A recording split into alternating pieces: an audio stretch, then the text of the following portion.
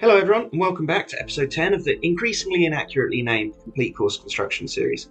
Something a little bit different today, as I've had to kind of piece this episode together from various bits and pieces that I didn't make a complete mess of when recording. But we'll start things with a bit of a before and after of how I'd left the ninth hole and then how it looks now with a bit of planting. Hopefully kind of jazzed up, looking funky, looking good. The lighting's helping it out quite a lot, but I think the hole's coming together quite nicely. And then as I approach the green, you'll notice that the flavour of the complex has changed a little bit. I was originally going for that Royal St George's 6th kind of maiden complex with a back left plateau and a back right plateau, split with a bit of a channel down the middle. But I felt that, in particular, the back left was too small and too difficult a shot, especially considering the distance that is being asked to be hit. So I've left the bunkering pretty much the same, and I've left the front portion of the green the same. But I've taken a little bit of the flavour of Augusta 16 in this kind of corralling slope to try and feed balls down into this pin position. So hopefully, it gives a little bit of an opportunity to maybe bail out ever so slightly and still collect round down here. But it does mean if you bail out too far and you're on the wrong section of the green, or even worse in the bunker, this could be a really difficult second shot or recovery shot, or whatever the case may be. It also means that a pin back here might be a little bit of a test to sort of throw one back far enough, because if it doesn't get up the slope, you've got a difficult putt up the tier, or even worse again, up this big slope. And then, the front of the green's still pinnable. So hopefully that's going to play quite interesting. And I'm pretty happy with where it's at. But what I want to work on today is this mid-length par 4 10th hole, going back the opposite way, alongside the river. And then as we approach the green, it crosses it to... Full disclosure, I have worked on the screen site a little bit.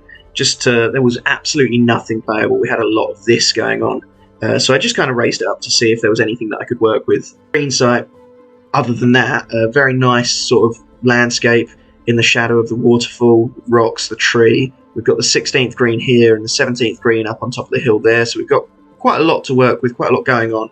And as much as I've messed with this, I haven't changed the edge of the creek or kind of how the rocks are sitting or anything. So that's still, at least, a natural component and can be worked with. But yeah, as you can see, I've started sketching out an idea. Where I have worked on the green, there's a pretty obvious idea of kind of how it's going to come together. It wants to bed in on the diagonal alongside the river here.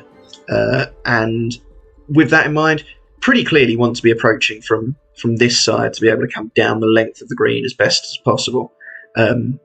Particularly if the pin's up the back, sort of maybe in here, that angle gives you kind of 25 yards to work with, versus coming in from this side, you're looking at kind of only just over half of that, 15 yards, with much less margin for error. Coming in over the water, going long could be trouble. So generally want to reward the drive down the right side. However, you can see I've kind of sketched in the idea to maybe split it up with a centerline bunker, because I want to avoid being too close to what we've got going on 7, which is again a similar question of get as close to the creek as you can down the right side for a better angle in down the length of the green. Something admittedly a bit different going on with the contours, but 484 versus 475, so similar length holes, and important to avoid pulling the same trick. So potentially a sort of tight drive down the right between the water and the bunker for the aggressive line for a better approach, or almost as much room as you want down the left. But the further left you go, the worse the angle in becomes. And it does slightly lengthen the hole as well. I could maybe even exaggerate that a little more by moving the tee over closer to this tree, but then maybe we're getting a little bit close to the 9th green. And getting a bit awkward, but worth considering even maybe like an alternate tee box just in there a little that possibly exaggerates it. Longer drive down the left leads to a longer approach shot. The hole should pretty much design itself, at least on this side. I just kind of want the fairway to hug up close to the water. Don't want to lose that natural edge too much. Don't want to make it too artificial. But so maybe the fairway steps back a little bit here. I know on 7 I've kind of cleaned up the edge a little bit. as the creek grows a bit wider as it goes. So yeah, maybe want to avoid that, but I do want to kind of open up as much landing area as I can get out of this narrow section. I know it's a bit counterintuitive, because I do still want it narrow. I don't want it sort of an easy decision that we're definitely going to take on one side over the other. So just to kind of simulate what I'm looking at, just throw down a couple of bunker brushes. And going to need to be careful with the sculpting there, because that is going down to water level, but we're hopefully going to be able to see everything laid out in front of us. I kind of probably really want that edge of the bunker almost lining up with the edge of the green. So maybe that means I need to move the tee. Again, everything's sort of suggesting it should go this way, so that's where it's important to not sort of be too stuck in your way.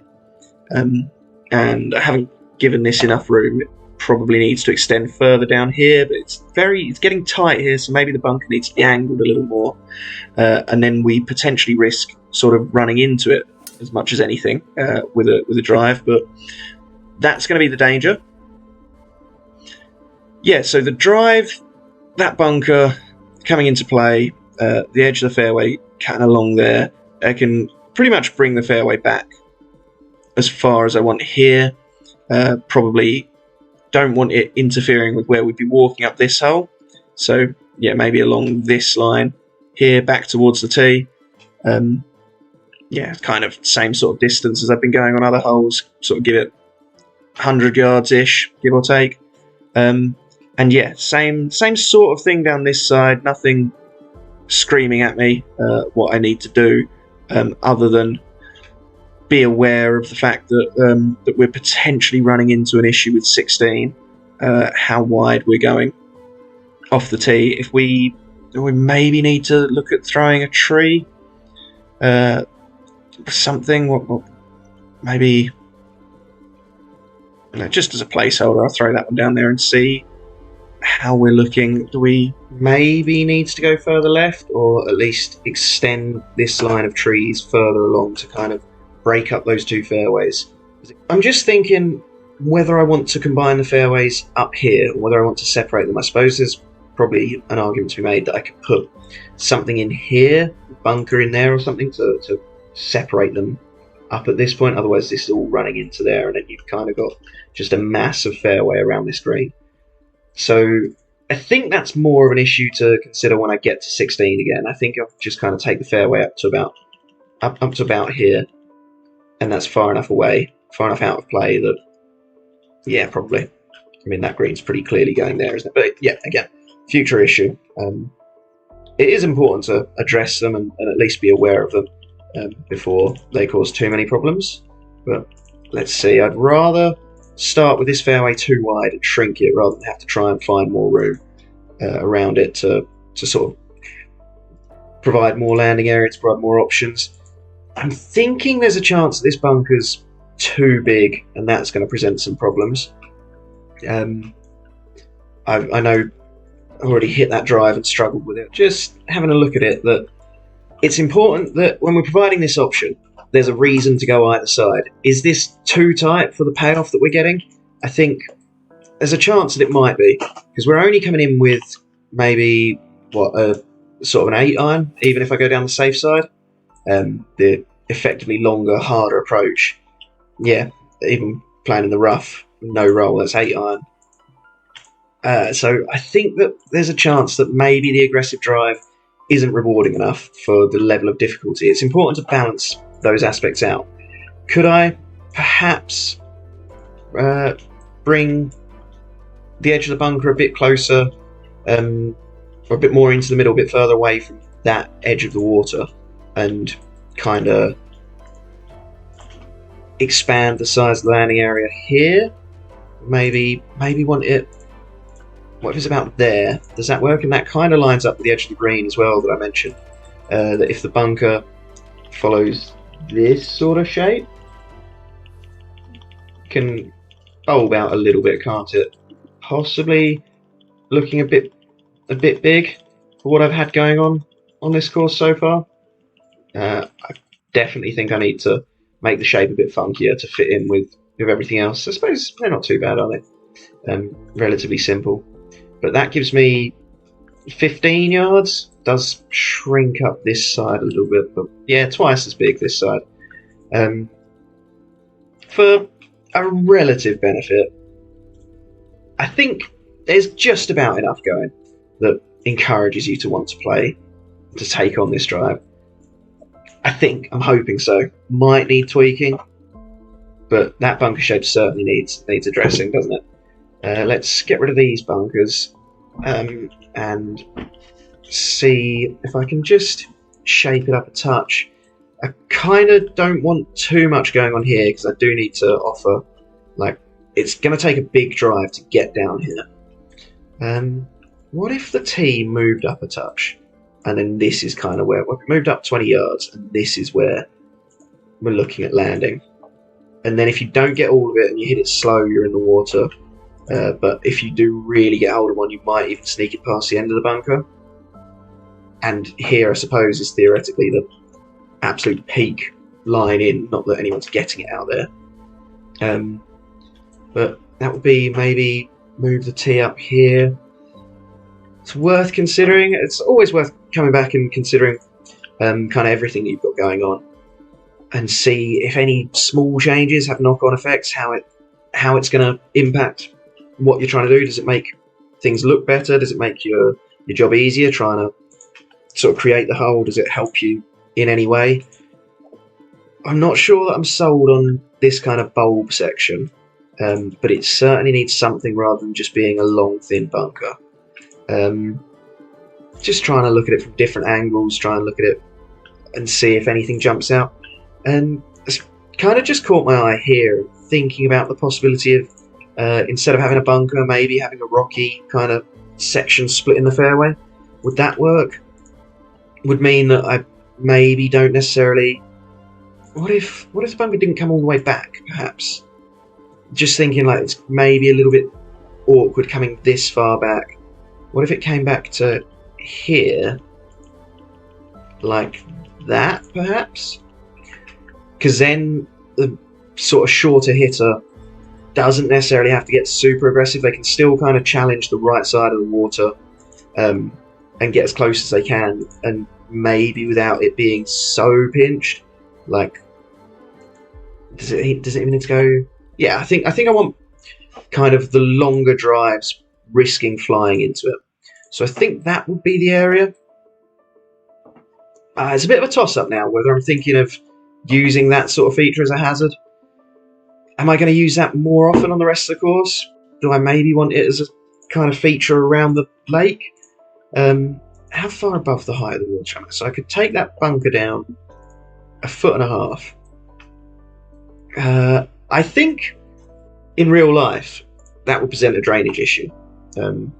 But that's obviously not something that needs to worry me too much.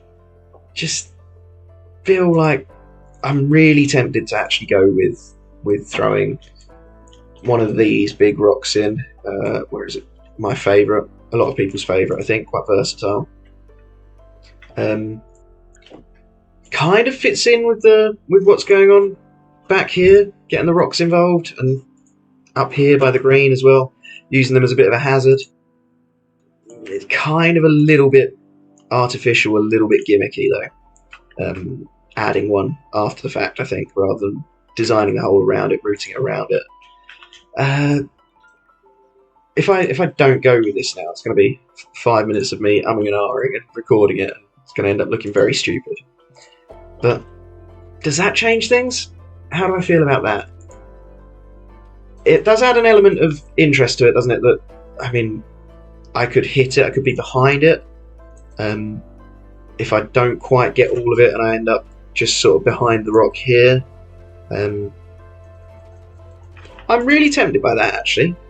I think I might go with that and see if I get any comments about it. So feel free to let me know your thoughts on if you think that's a good idea or if you think it's a bit too left field. And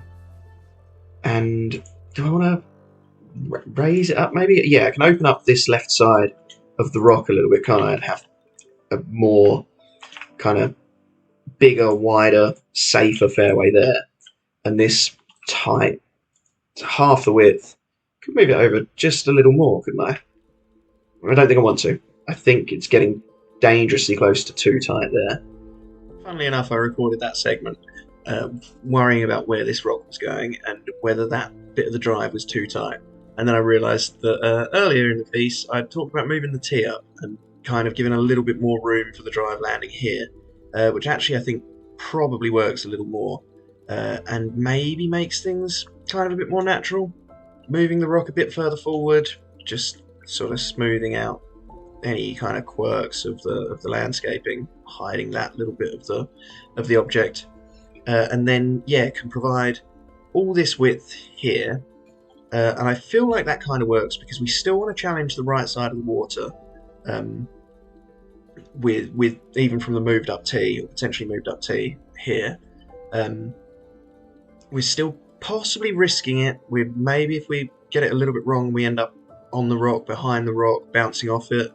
But still, we've got plenty of room now, 24, 25 yards wide, rather than where I was looking at maybe 15 or so.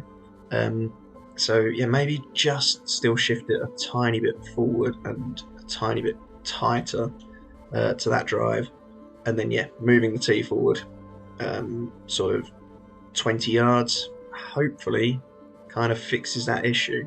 So up to there, and can have a quick look at how it looks.